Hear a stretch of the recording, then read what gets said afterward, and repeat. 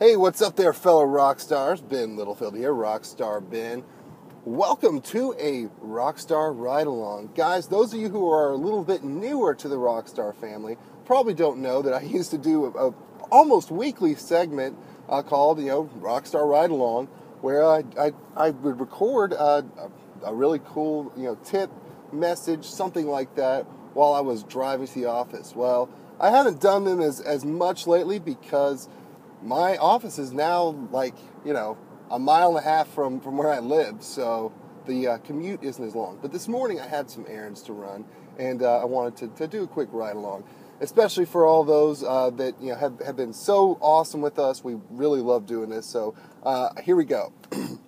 Today, what occurred to me after reading through a lot of really interesting things that we've seen from you guys. Comments in our business Rockstar group, and so on and so forth. I want to talk about niches, because that seems to be an area where every entrepreneur in the marketing arena really wants to get a better grasp on. And, I'm going to go ahead and answer this question once and for all. Well, probably not. I'll probably answer this another million times before I die.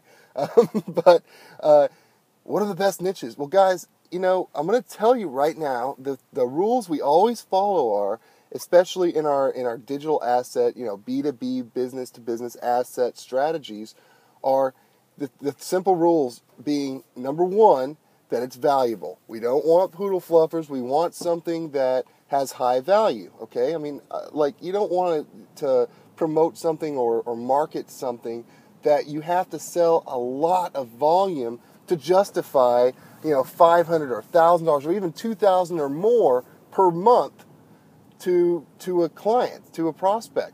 I mean, you want to make it so, hey, one deal completely justifies several months of paying you $1,000 or more a month, okay? That's number one. Number two, we don't want to go after niches that are just oversaturated with competition. And I'm going to use this point in just a moment. Number three, we want something that's easily winnable, okay, that people know about. All right, it's something that, you're thinking out of the box. So that's what I really want to talk about more than anything right now, is thinking out of the box. I want you just to learn how to brainstorm and discover niches. I want you to really do that, because let me warn you about something. People say, hey, just share all your niches with us, what you're doing. Guys, I'm going to tell you why that's dangerous. Let's look at pool builders for a moment, okay?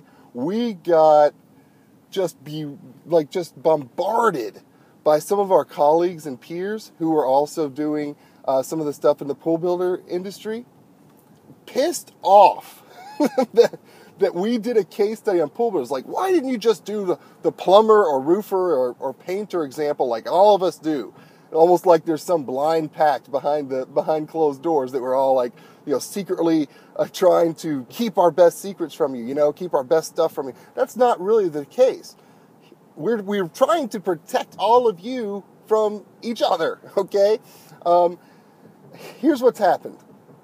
Ever since we did that, now really famous case study about pool builders, and let me tell you, that's still a great niche. I'm not dissing it at all, but we turned that from being a little sleeper niche, where there were just a handful of people doing different things in that space, to now we've got thousands of people trying to attack that niche. We turned the pool builder niche into the plumbing and roofing niche, which is fine. Those are still great, okay? Don't get me wrong. Don't stop doing what you're doing. But when you guys ask us, hey, what are your secret niches? Well, man, if we broadcast that out to everybody, guess what happens? Everybody knows. Overnight, 30,000 plus people, know about it, and that's not good for you. So I really want you to think about your own niches. And guys, even better, think of the obvious ones, the roofers, the plumbers, now the pool builders, and understand that there are variations within those. There's variations, think about the ancillary businesses, like when you're talking about an expensive construction project, whether it's pool building or otherwise, and I'm about to, I guess I'm about to break my rule here and revealing a niche, but there's lenders that lend money for these kinds of construction loans. There's big money there. So, but I'm telling you this because there's always going to be a complementary business space in which you can dominate. So when it comes to niches, I want you to know we're not trying, when we don't share and reveal every single thing, every niche we're doing, it's not because we're trying to be secretive or crazy. It's because when we do, there's a chain reaction of turning something that could be very valuable to a lot of people into something that's going to become more competitive overnight.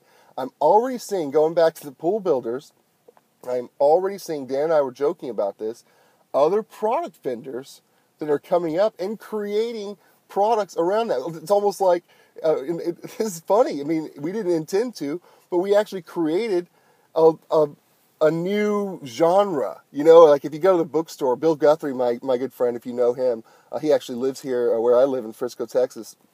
He pointed something out really hilarious to me. We were actually getting coffee at the mall, and we walked by the bookstore, and he pointed out something that I thought was hilarious. He walked me over to like the teenage book section, and then he pointed out, look at this. He was pointing out like what the actual genres were of the books. He said, look, vampire romance. And he was like, it was actually written out, vampire romance. It's like that Twilight book or that Twilight series came out, and it created a new genre, I mean, it wasn't just teen romance anymore. It wasn't just like fantasy, whatever, vampire, whatever. It's now a genre called vampire romance, and it was filled with books. So I want you to understand, like with the pool builders, it's always created genre. I'm already seeing other product creators that are creating, specific products just about pool builders to sell to you. Okay, and I'm not going to take credit for that. I mean, maybe they already were doing that, and it's a coincidence. But what I'm trying to say here is the last thing we want to do is just let you be doing what everybody else is doing.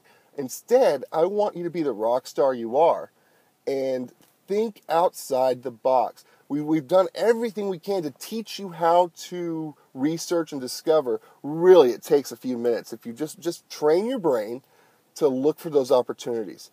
All right, guys, that's all I wanted to talk about today. And by the way, from now on, when we do these kinds of ride-alongs and things like this, I'm going to be putting them in our Business Rockstars group. So be part of that thing, man. We're really active in there, and we put it there as a way to help our fellow Rockstar entrepreneurs take it to another level, be able to support each other, and we're making that a very active community, so I encourage you to be part of that. All right, guys, again, thanks for riding along with me. This has Ben Littlefield, Rockstar Ben, reminding you to keep on rocking it. As our good friend Dr. Dan, who's not on this ride along right now, would remind you to be a rockstar in your business and in your life.